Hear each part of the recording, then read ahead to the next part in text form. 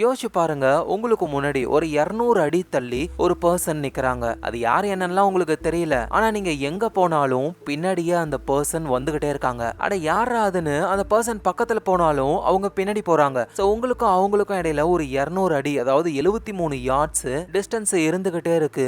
கேட்கவே எப்படி இருக்கு? இன்னைக்கு நம்ம பார்க்க போற கதையோடைய ஹீரோயின் வந்து அவங்களுக்கு முன்னாடி ஏதோ ஒரு லேடி நிக்கிறாங்க. சோ எங்க போனாலும் பின்னாடி வந்துகிட்டே இருக்காங்க. எதுக்காக அப்படி வரணும்? அந்த லேடி யாருன்ற கிளைமேக்ஸ்ல ஒரு தரமான ட்விஸ்டோட இந்த கதை சும்மா வேற லெவல்ல இருக்கும். சோ எல்லாருக்கும் ஒரு பெரிய ஹாய், எல்லாரும் வந்துட்டீங்கல்ல. இன்னைக்கு நம்ம 73 யார்ட்ஸ்ன்ற ஒரு வித்தியாசமான ஒரு கதையை தான் பார்க்க போறோம். அதனால எல்லாரும் உங்க ஃபிலிம் ரோல ஞாபகமா சப்ஸ்கிரைப் பண்ணி உங்க சப்போர்ட்டை கொடுத்துருங்க. சோ டைம் வேஸ்ட் பண்ணாம ஸ்ட்ரைட்டா நம்ம கதைக்குள்ள போகலாம். கதையோட ஆரம்பத்துல ரூபின்ற ஒரு லேடி ஒரு கிளிஃபுக்கு வந்திருக்காங்க. அந்த இடம் பார்க்க அவ்வளோ அழகா இருக்கு. சோ அதை அவங்க ரசிச்சுக்கிட்டு இருக்காங்க. திடீர்னு பார்த்தா தரையில ஏதோ ஒரு மெமோரியல் மாதிரி லக்கி சாம்லாம் இருக்கு. அங்க சில நோட்ஸும் இருக்கு. அதை எடுத்து படிக்கிறாங்க.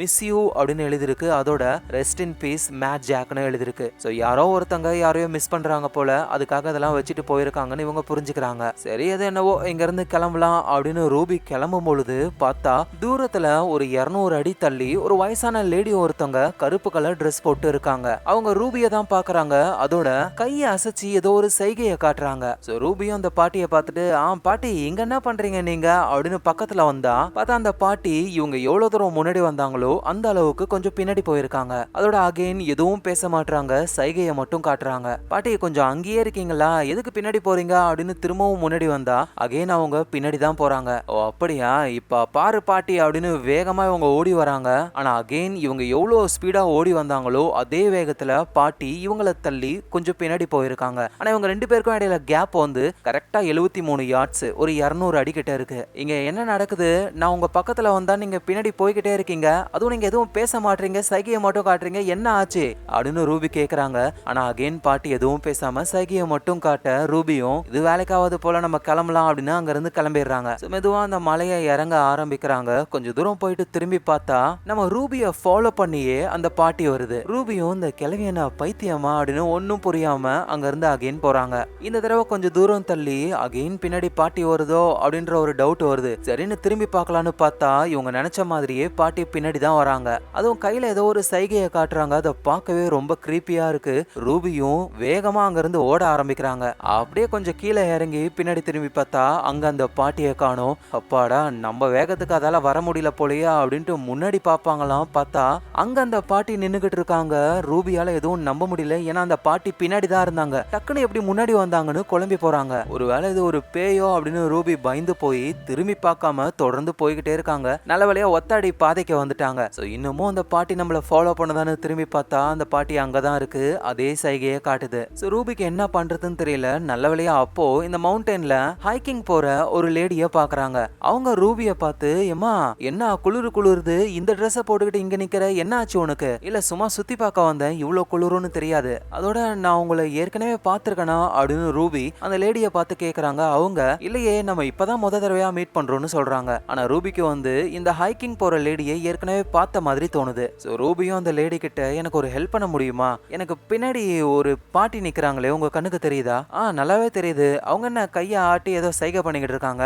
ஆமா, என்னன்னு தெரியல, நீங்க இந்த வழியா தானே போறீங்க, கொஞ்சம் பின்னாடி போய் அந்த பாட்டி கிட்ட அவங்களுக்கு என்ன பிரச்சனை, என்ன வேணும்னு கொஞ்சம் கேக்குறீங்களா? அதை நீயே கேட்கலாமேமா. இல்ல நான் பக்கத்துல போனா அவங்க கொஞ்சம் தூரம் போறாங்க, நான் சொன்னா உங்களுக்கு புரியாது, நீங்க இந்த பக்கம் தானே போறீங்க, கொஞ்சம் கேளுங்களேன் அப்படின்னு சொல்ல அந்த ஹைக்கிங் போற லேடியும் ஓகே அப்படின்ட்டு பொறுமையா அப்படியே நம்ம ரூபியை தாண்டி ரூபிக்கு பின்னாடி அவங்கள ஃபாலோ பண்ணி வர அந்த பாட்டி கிட்டையும் போறாங்க. ஆனா அந்த பாட்டி ரூபியை பார்த்துக்கிட்டே அந்த சைகையை பண்ணிக்கிட்டே இருக்காங்க. உடனே ஹைக்கிங் வந்தவங்களும் என்ன பிரச்சனை உங்களுக்கு, என்ன ஆச்சுன்னு சொல்லி கேட்க பதிலுக்கு அந்த பாட்டி என்ன சொல்லுச்சுன்னா தெரியல. ஆனா ரூபி பார்க்கும் பொழுது அந்த ஹைக்கிங் வந்த லேடி கதறாங்க. ஐயோ எம்மான்னு கத்திக்கிட்டு ஓடுறாங்க தெரிச்சுக்கிட்டு. அதை பார்த்த உடனே ரூபிக்கு பயம் வருது. இதுக்கு மேல நம்ம இங்க இருக்க கூடாதுன்ட்டு இவங்களும் வேகமா ஓடி வந்துடுறாங்க கீழே. அந்த மலைக்கு கீழே ஒரு டவுன் இருக்கு. ரூபி அங்கதான் போறாங்களே. அதோட ஒரு பெரிய பில்டிங் இருக்கு. அது இந்த டவுனுடைய பார் போல. சோ ரூபி அதுக்குள்ள போகலாம்னு நினைக்கிறாங்க. அப்படியே மெதுவா திரும்பி பார்த்தா இந்த டவுன் வரைக்குமே அந்த பாட்டி ஃபாலோ பண்ணி வந்திருக்காங்க.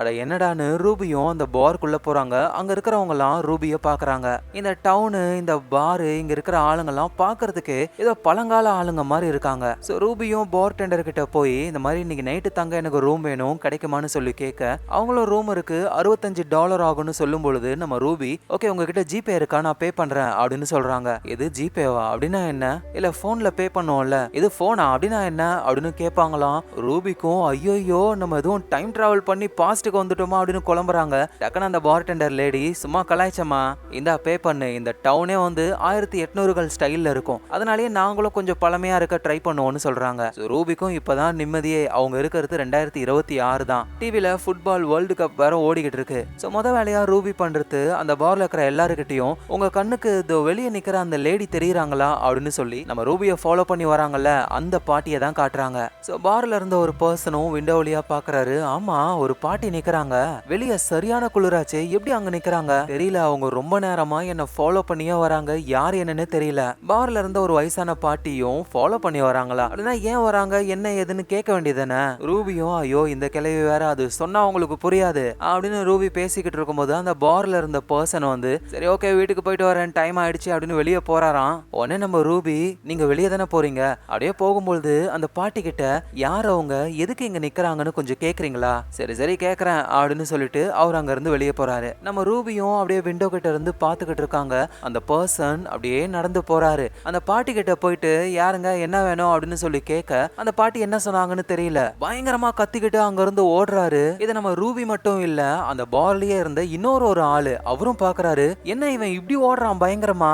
பார் டெண்டரும் அதான் சொன்னால டைம் ஆயிடுச்சுன்ட்டு, அதான் சீக்கிரம் போறான் போல வீட்டுக்கு, பார்த்தா டைம் ஆயிடுச்சுன்னு ஓடுற மாதிரி தெரியலையே. அங்க போனா அந்த பாட்டி முகத்தை பார்த்தா தெரிஞ்சுக்கிட்டு ஓடுறானே. உங்களுக்கு தெரியுமா அந்த பாட்டி யாருன்னு ரூபி கிட்ட இவரு கேட்க, ஐயோ அதை தான் நான் தெரிஞ்சுக்கணும், ஆனா போறவங்க எல்லாரும் பயந்து ஓடுறாங்க. இந்த பாருக்குள்ள இருக்கிறவங்களும் எப்பல இருந்து அவங்க உங்களை ஃபாலோ பண்றாங்கன்னு கேட்கும் பொழுது அது வந்து நான் மலை உச்சில ஒரு கிளிஃப்ல இருக்கும் பொழுது ஏதோ மெமோரியல் மாதிரி இருந்தது, அதை பார்த்ததுக்கு அப்புறம் தான் அந்த பாட்டி என்ன ஃபாலோ பண்ணுதுன்னு சொல்ல, அந்த மெமோரியலை எதுவும் நீ டிஸ்டர்ப் பண்ணியா அப்படின்னு கேக்குறாங்க. ஆமா நான் அதுக்குள்ள போனேன். இதை கேட்டு எல்லாரும் ஷாக் ஆகுறாங்க. மேபி அது ஒரு சூனியம் மாதிரி பண்ண ஒரு இடமா இருக்கலாம், அதை நீ டிஸ்டர்ப் பண்ணிட்ட. என்ன சொல்றீங்க, சூனியம் பண்றதா இருந்தா ஏதாவது சுடுகாடு எங்கேயாவது பண்ணுவாங்க, மலை உச்சி அதுவும் அது டூரிஸ்ட் ஸ்பாட். அப்பதான் பார்ல இருக்கிற அந்த வயசானமா சொல்றாங்க மலை உச்சி அதுவும் கிளிஃப்ல இதை பண்ணிருக்காங்கன்னா, ஏன்னா கிளிஃப் தான் நிலத்துக்கும் நீருக்கும் ஒரு எல்லை மாதிரி. சோ ஏதோ ஒரு ஆவி அந்த எல்லைக்குள்ளேயே இருக்கணும்னு தான் இதை பண்ணிருக்காங்க. ஆனா நீ அதை ரிலீஸ் பண்ணிட்ட. எங்க என்னங்க சொல்றீங்க அப்படின்னு நீங்க சொல்ற மாதிரி ஆவியா இருந்தா அதுல எழுதி இருந்தது rest in peace Mad Jack, ஆம்பளை பேர் தானே, ஆனா வந்தது ஒரு பாட்டியாச்சு. இதை கேட்டு எல்லாரும் ஷாக் ஆகுறாங்க. அந்த சூனியம் பண்ண இடத்த டிஸ்டர்ப் பண்ணது மட்டும் இல்லாம அதுல இருந்த எழுத்துக்கள் எல்லாம் படிச்சிருக்கியே, எங்க கீழே லெட்டர் மாதிரி இருந்தது, ஆர்வத்துல எடுத்து படிச்சேன், இது மாதிரிலாம் நடக்கும்னு எனக்கு தெரியாதுல்ல. அதோட நீங்க பேசுறத பார்த்தா வெளியே இருக்கிறது பேய் மாதிரிலாம் தெரியல, நீங்க எல்லாரும் சேர்ந்து பிராங்க் பண்ற மாதிரி இருக்க அப்படின்னு ரூபி சொல்லும்போது டக்குன்னு கதவை தட்டுற சவுண்ட் கேக்குது. பார்ல இருக்கிற எல்லாரும் பயப்படுறாங்க. ஐயோ நான் கதவை திறக்க மாட்டேன்ப்பா, அவ்வளவுதான் நான் செத்துருவேனே. இதை கேட்ட ரூபியும் ஏன் இப்பெல்லாம் உளறீங்க, பேய் அதெல்லாம் ஒன்னும் கிடையாது, வெளியே வேற யாரோ வந்திருக்காங்க போல. உடனே பார் டெண்டரும் அவ்வளவு தைரியம் இருந்தா நீ போய் கதவை தரையன் அப்படின்னு சொல்றாங்க. ஆனா உண்மை என்னன்னா ரூபிக்கும் பயமா இருக்கு, ஒருவேளை அது பேயா இருக்கலாமோன்னு. ஆனா இருந்தாலும் மனசுல தைரியத்தை வச்சுக்கிட்டு போய் கதவை திறக்கிறாங்க. பார்த்தா அந்த பாருக்கு பொருளை கொண்டு வந்த ஆள் தான் நிக்கிறாரு. எவ்வளவு நேரம் கதவை தட்டுறது, சீக்கிரம் திறக்க மாட்டீங்களா அப்படின்னு சொல்லிட்டு உள்ள வராரு. பாருக்குள்ள இருக்கிற எல்லாரும் விழுந்து விழுந்து சிரிக்கிறாங்க. நீ கிளிஃப்ல பார்த்தது ஏதாவது குழந்தைங்க சும்மா டிசைன் போட்டிருக்கோம், சூனியம் அது இதுன்னு சொன்னது எல்லாமே சும்மா உன்னை பயமுறுத்ததான் அப்படின்னு சிரிச்சுக்கிட்டு இருக்காங்க. ஆனா ரூபிக்கு அப்ப வெளியே இருக்கிற பாட்டி யாருன்னு தெரியல.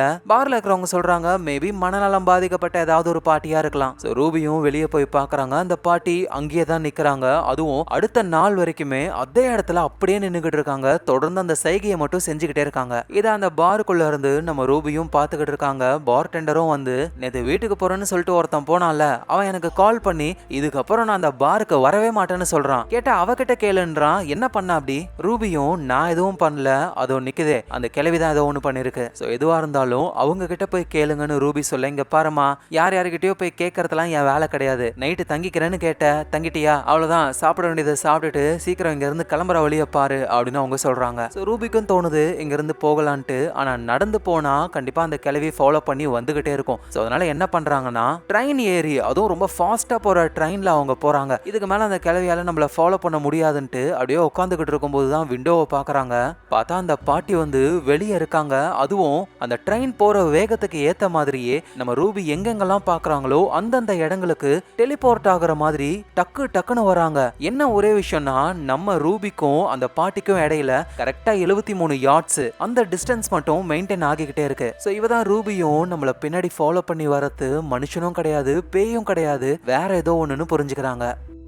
ஸோ ரூபி அவங்க வீட்டுக்கும் வராங்க. ரூபியோடைய அம்மாவும் நல்ல வேலை வந்த நல்லா சமைச்சு வச்சிருக்கேன், நீ சாப்பிடணும் ஓகேவா. உடனே உள்ள இருந்து பாட்டி அவ சமையலெல்லாம் சாப்பிடாத, பாட்டி சமைக்கிறேன் அது செமையா இருக்கும்னு சொல்றாங்க. உடனே அம்மாவும் ஆமா ஆமா பாத்திரத்தையே தூக்க முடியல, அந்த அம்மா சமைக்க போதான். இங்க பாரு இன்னைக்கு அம்மா உனக்கு சூப்பரா சமைச்சு தரேன், நல்லா ஜாலியா உட்காந்து சாப்பிடணும். ஆமா என்ன ஒரு மாதிரி சோகமா இருக்க, என்ன விஷயம் அப்படின்னு அம்மா கேட்கும்போதுதான் ரூபியும் ஜன்னல் கிட்ட வந்து அம்மா அங்க ஒரு பாட்டி தெரியுதுல, அது என்ன ஃபாலோ பண்ணி வந்துகிட்டே இருக்குமான்னு சொல்றாங்க. அம்மாவும் பேசுறேன்னு சொல்றாங்க, ஆனா பேச அவங்க எல்லாம் ஓடி போயிடுவாங்கல்ல. சோ அதனால அம்மா ஒரு பிளான சொல்றாங்க. ரூபி வெளியே நின்னுகிட்டு இருக்காங்க. அம்மாவும் பக்கத்துல வந்து இங்க பாரு நான் அந்த பாட்டி கிட்ட பேசுறேன், ஆனா நீயும் நானும் போன் கால்ல கனெக்ட்லயே இருப்போம், ஏன்னா அப்பதான் அந்த பாட்டி என்ன பேசுதுன்னு உனக்கும் கேட்கும்ல. ஆனா அம்மா ஜாக்கிரதமா ஏற்கனவே சொன்ன மாதிரி அந்த பாட்டி கிட்ட யாரு பேசினாலும் ஓடி போயிடுவாங்க. அட அதெல்லாம் மத்தவங்களுக்கு தான், ஓ அம்மா சும்மா கெத்து பண்ணுவோம் பாரு அப்படின்ட்டு அம்மா அங்க இருந்து போறாங்க. நம்ம ரூபி கூட போன் கால்ல கனெக்ட்லயே இருக்காங்க. சோ அப்படியே மெதுவா அங்க நிக்கிற பாட்டி கிட்ட அம்மா போறாங்க. நம்ம ரூபியும் அம்மா அந்த பாட்டி பார்க்க எப்படி இருக்காங்க, பாட்டி எப்படி இருக்கும், பாட்டி மாதிரி தான் இருக்கும், இரு நான் பக்கத்துல போயிட்டு என்னன்னு கேக்குறேன் அப்படின்னு பக்கத்துல போறாங்க. அந்த பாட்டியும் அம்மா கிட்ட பேசுறாங்க. ஆனா என்ன பேசுறாங்கன்ற விஷயம் எதுவுமே போன் கால்ல நம்ம ரூபிக்கு கேட்க மாட்டேங்குது. அம்மா என்னமா ஆச்சு, அம்மா அந்த பாட்டி எது சொன்னாலும் தயவு செஞ்சு இங்க இருந்து போயிடாதீங்கம்மா. ஆனா அம்மா வந்து அந்த பாட்டி சொன்னதை கேட்ட உடனே டக்குன்னு பயந்து அங்க இருந்து வேகமா ஓட ஆரம்பிக்கிறாங்க. மத்தவங்கன்னா ஓகே, இது நம்ம ரூபியோட அம்மால, அம்மா ஓடாதீங்க அப்படின்ட்டு ரூபியும் பின்னாடியே அவங்க அம்மாவை தேடி வர பார்த்தா அங்க அம்மாவை காணும். ஆனா இவங்க முன்னாடி வந்தாங்கல்ல, சோ அதனால அந்த பாட்டியோட உருவம் கொஞ்சம் தள்ளி நிக்குது. அதோட ரூபிக்கு ஒரு ஷாக்கு. அவங்க அம்மா அங்க இருந்து ஜஸ்ட் ஓட மட்டும் இல்ல, ஒரு டாக்ஸி புடிச்சு அதுல போறாங்க.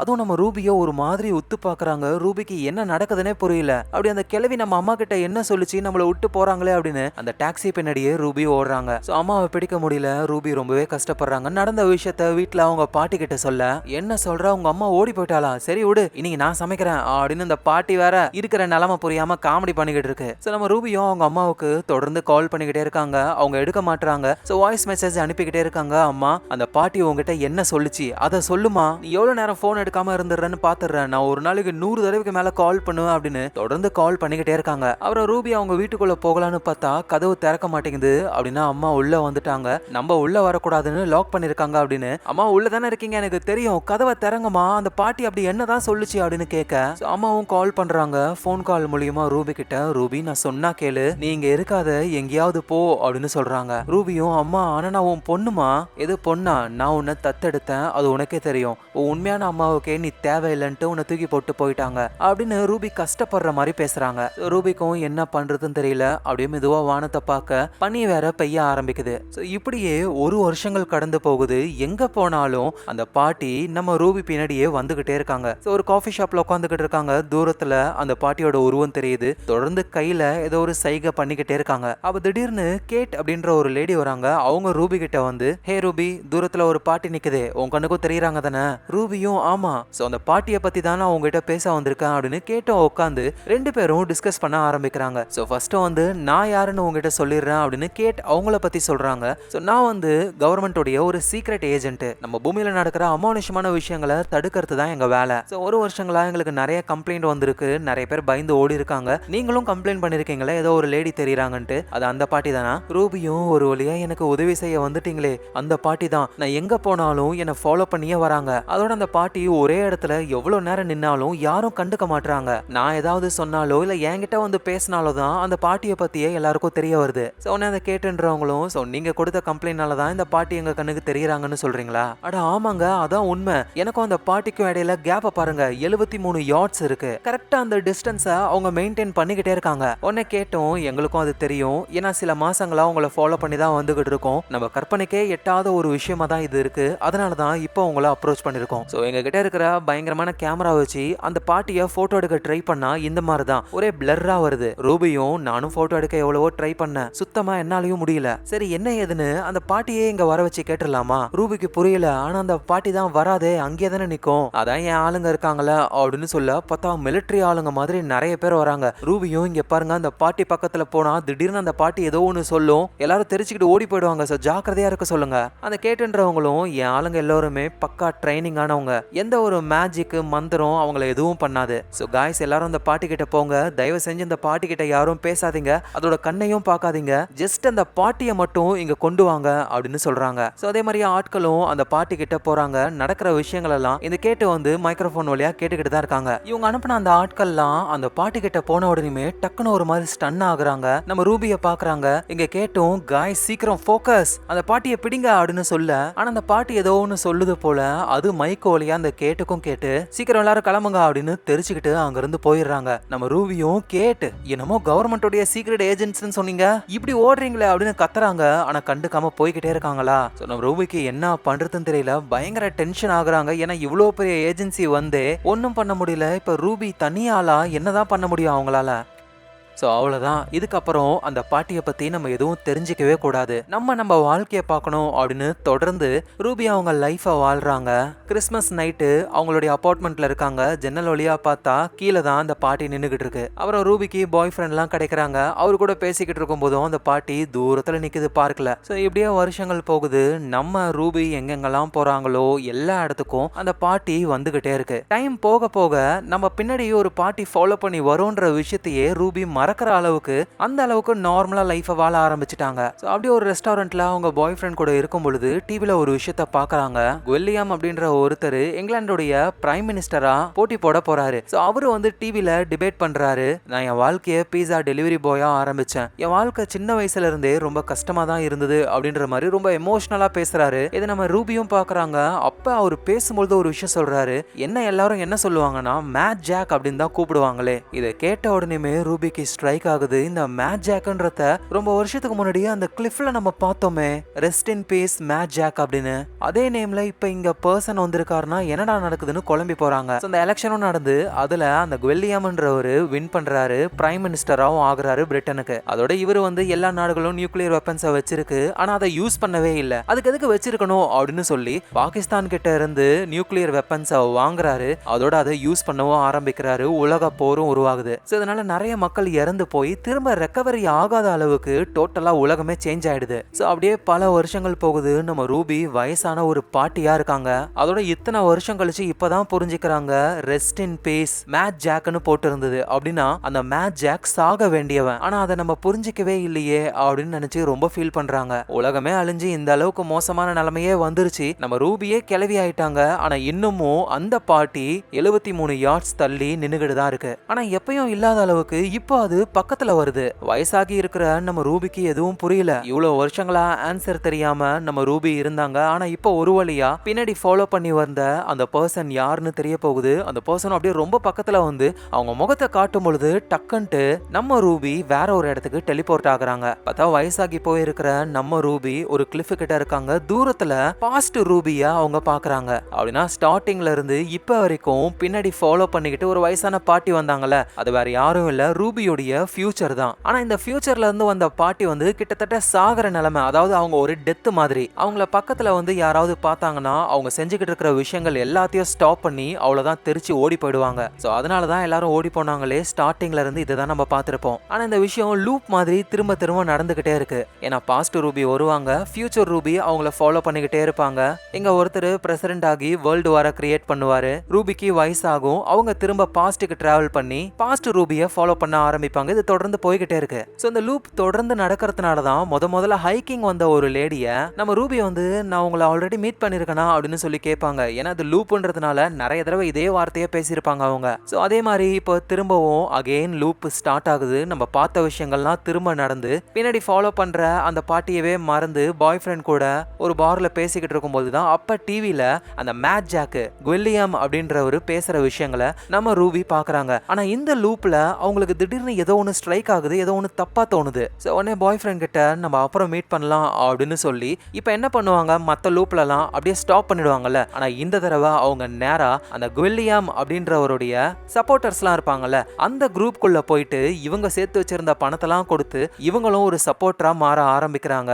ஒரு நம்பிக்கையான ஆளா மாறுறாங்க. அந்த குவெல்லியம் ஜெயிக்க எவ்வளவு வேலை செய்ய முடியுமோ செய்யறாங்க. அட அங்க வந்தவங்களுடைய அந்த கோட் சூட்டெல்லாம் தூக்கிக்கிட்டு நிக்கிறாங்க இவங்க. ஸோ அந்த குவெல்லியம்ன்றவரை வந்து ஒரு டிவி ஷோ பண்றாங்க. பேட்டி மாதிரி எடுக்கிறாங்க. சோ நீங்க ஜெயிச்சீங்கன்னா என்ன மாற்றம் நடக்கும்னு நினைக்கிறீங்க அப்படின்னு சொல்ல அந்த குல்லியமோ, இங்க பாருங்க எல்லா நாடுகளும் நியூக்ளியர் வெப்பனை சும்மா வச்சுக்கிட்டு இருக்கு பொம்மை மாதிரி. ஆனா அதுக்கு தேவையில்லாம கோடிக்கணக்கான பணத்தை செலவு பண்றாங்க. உண்மையா அது ஃபூலிஷா இருக்கு அப்படின்னு சொல்லும் பொழுது உடனே ஆங்கர், இப்ப நீங்க ஜெயிச்சாலும் நிறைய பணம் கொடுத்து நியூக்ளியர் வெப்பன்ஸை வாங்குவீங்க தானே, அதையும் நம்ம வச்சுட்டு தானே இருக்க போறோம், அதான் கிடையாது, அதை நம்ம யூஸ் பண்ணணும் அப்படின்னு வாய விட்டுறாரு. உடனே ஆங்கர், ஆனா உலக நாடுகள்லாம் ஒப்பந்தம் போட்டிருக்குல யாரும் யூஸ் பண்ணக்கூடாதுன்ட்டு, நம்ம உலக நாடுகளுடைய அந்த ஒப்பந்தத்தையே மீற போறோம் அப்படின்னு சொல்லி விட்டுறாரு. டக்குனு வில்லியம் வந்து சாரி இதை மட்டும் கட் பண்ணிடுங்க அப்படின்னு சொல்றாரு. ஏன்னா இது லைவ் கிடையாது, ரெக்கார்ட் பண்ணி தான் ப்ளே பண்ணணுமே. சோ இதுல இருந்தே தெரிய வருது வில்லியம் எவ்வளவு மோசமான ஆளு, ஜெயிச்சா என்னென்ன பண்ணுவாருன்னு. சோ இந்த விஷயத்தெல்லாம் நம்ம ரூபியும் பாக்குறாங்க. இவங்க ஏன் இந்த தடவை வேற மாதிரி ரியாக்ட் பண்ணாங்கன்னா, இவ்வளோ லூப்ல நடந்த விஷயத்தையே நடந்திருக்கும், இந்த அழிவுலாம் அவங்க கண்ணுக்கு தெரிஞ்சிருக்கும். சோ அதனாலதான் டக்குன்ட்டு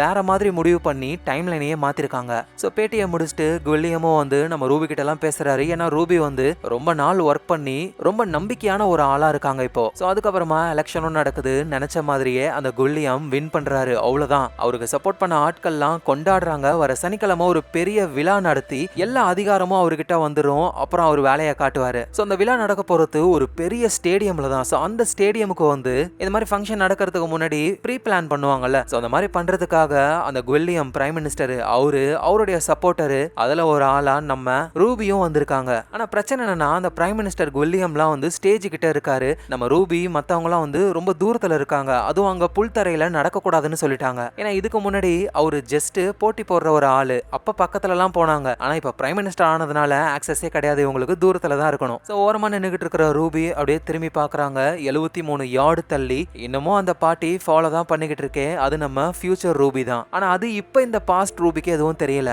சோ ரூபி அந்த ஸ்டேடியம்ல இருக்கும் பொழுது அப்ப ஒரு பர்சன் சொல்றாரு, இது உண்மையிலேயே மோசமாக போகுது அப்படின்னு. ரூபிக்கு புரியல, என்ன ஆச்சு? இல்ல இந்த வில்லியமுக்கு எல்லா அதிகாரமும் வந்ததுக்கு அப்புறம் கண்டிப்பா நியூக்ளியர் வார் நடக்கும் போல. ஏன்னா பாகிஸ்தான் கிட்ட இருந்து நியூக்ளியர் வார வாங்குறதுக்கு ஒப்பந்தம் போட போறாராம். சோ கண்டிப்பா உலக நாடுகள் நம்ம கூட சண்டை போட வருவாங்க, பதிலுக்கு நியூக்ளியர் வெப்பனை யூஸ் பண்ணா உலகமே அழிஞ்சிரும் அப்படின்னு அவரு சொல்றாரு. இதை கேட்கிற ரூபிக்கும் அப்படியே ஒரு மாதிரி ஸ்ட்ரைக் ஆகுது. ஏன்னா இதெல்லாம் நடந்ததை அவங்க ஆல்ரெடி போன லூப்ல பாத்துருப்பாங்க.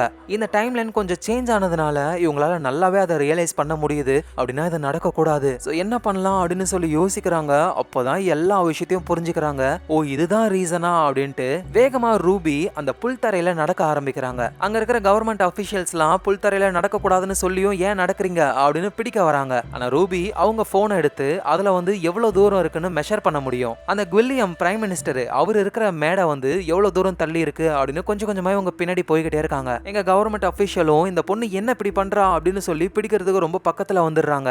ஆனா நம்ம ரூபி கரெக்டா 73 யார்டு அந்த மேடையில இருந்து 73 யார்ட்ஸ் தள்ளி வந்த உடனேயுமே அந்த பார்ட்டியோட உருவம் கரெக்டா மேடையில நிக்குது பிரைம் மினிஸ்டர் பக்கத்துல. சோ நார்மலா அந்த பார்ட்டி யாருக்கண்ணுக்கும் தெரிய மாட்டாங்க. ஆனா இப்ப எல்லோருமே ரூபியை பார்த்து என்ன பண்ணிக்கிட்டு இருக்கா அப்படின்ற மாதிரி இன்டராக்ட் பண்ண ட்ரை பண்றதுனால இப்ப அந்த பார்ட்டி தெரியுறாங்க. அவங்க அந்த மேடையில பிரைம் மினிஸ்டர் பக்கத்துல நிக்கிறாங்க. பிரைம் மினிஸ்டரும் அந்த பார்ட்டியோட முகத்தை பக்கத்துல பார்க்க அவங்க டெத்து தானே, ஏன்னா ஃபியூச்சர்ல சாகர நிலைமையில இருக்கிற நம்ம ரூபி தான் அது. சோ டெத்தை பார்த்த உடனேயுமே அவ்வளவுதான் தெரிச்சுக்கிட்டு அவருடைய ஆட்கள்னு எல்லாரும் ஓடி போறாங்க. எங்க ரூபியும் ரொம்ப சந்தோஷத்துல சிரிக்க ஆரம்பிக்கிறாங்க. அப்படின்னா என் பின்னாடி நீ இவ்வளவு நாள் வந்ததுக்கான காரணம் இதுதானா அப்படின்னு புரிஞ்சுக்கிறாங்க. இங்க ஓடி போன பிரைம் மினிஸ்டர் பதவியை ரிசைன் பண்ணிடுறாரு. இதுக்கப்புறம் நான் பிரைம் மினிஸ்டர் ஆக போறதே கிடையாது, எதுவா இருந்தாலும் அவகிட்ட கேளுங்கன்னு சொல்றாரு. சோ இப்போ இவர் பிரைம் மினிஸ்டர் ஆகாததுனால ஃபியூச்சர்ல நடக்க போற அந்த வேர்ல்டு வார் நடக்காமலே போயிடுது. சோ இதுக்காக தான் நம்ம ரூபி சாகர நிலைமையில டெத்தா மாறி பாஸ்டுக்கு வந்து பாஸ்ட் ரூபியை ஃபாலோ பண்ணி இந்த சேஞ்சுக்காக தான் இவ்வளோ லூப் நடந்தது. ஒரு வழியா இப்ப ரூபி அதை தடுத்துட்டாங்க. சோ இந்த டைம் லைன்ல ரூபி வந்து ஒரு நிம்மதியான வாழ்க்கைய வாழ்றாங்க. எந்த ஒரு வாரும் இல்ல, அப்படியே வயசாகி நிம்மதியா சந்தோஷமா சாகுறாங்க. பின்னாடி ஃபாலோ பண்ணி வந்த அந்த உருவம் கொஞ்சம் கொஞ்சமா பக்கத்துல வந்து அந்த உருவம் மறைய இங்க நம்ம ரூபியும் இறந்து போறாங்க. சோ இந்த லூப் வந்து மொத்தமா க்ளோஸ் ஆனதுனால இறந்து போன இந்த ரூபி டெத்தா வேற ஒரு டைம் லைனுக்கு போக மாட்டாங்க. இவங்க நிம்மதியா பீஸ்ஃபுல்லா இறந்து போயிடுறாங்க. சோ இந்த இடத்துலயே இந்த கதை முடியுது. சோ நான் சொன்ன மாதிரியே பயங்கர வித்தியாசமான ஒரு கதை தானே. நீங்க என்ன நினைக்கிறீங்கன்னு கீழே கமெண்ட்ல சொல்லுங்க. அதோட உங்க ஃபிலிம் ரோல ஞாபகமா சப்ஸ்கிரைப் பண்ணி உங்க சப்போர்ட்டை கொடுங்க. நாளைக்கு நம்ம வேற லெவல் மூவில பார்க்கலாம். Lots of love guys.